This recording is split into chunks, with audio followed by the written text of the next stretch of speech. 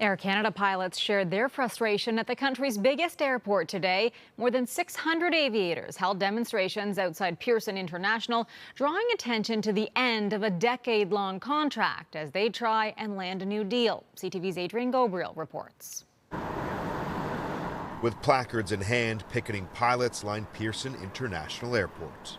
Today signifies the expiry of our almost decade-old collective agreement. And the beginning of what could be tense labor negotiations between the union representing more than 5,000 Air Canada aviators and the country's largest airline.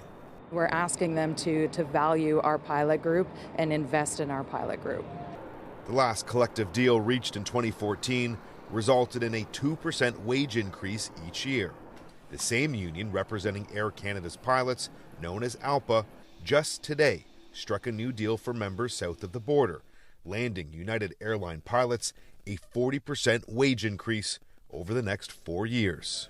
Pilots in the United States are paid sometimes 50, 100, upwards of 200% more in some cases than the Air Canada pilots right now.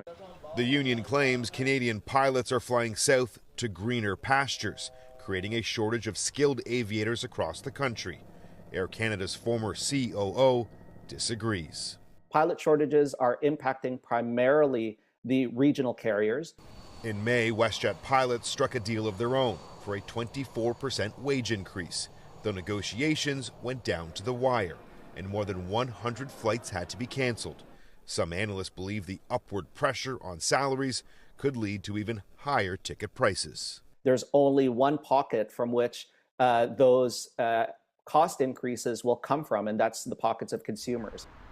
Both the union and the airline called today's public display an information picket, with Air Canada saying it remains engaged in productive discussions.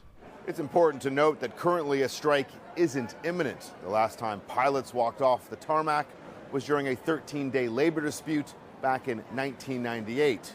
That cost Air Canada more than $130 million. Heather? Adrian Gabriel at Pearson tonight.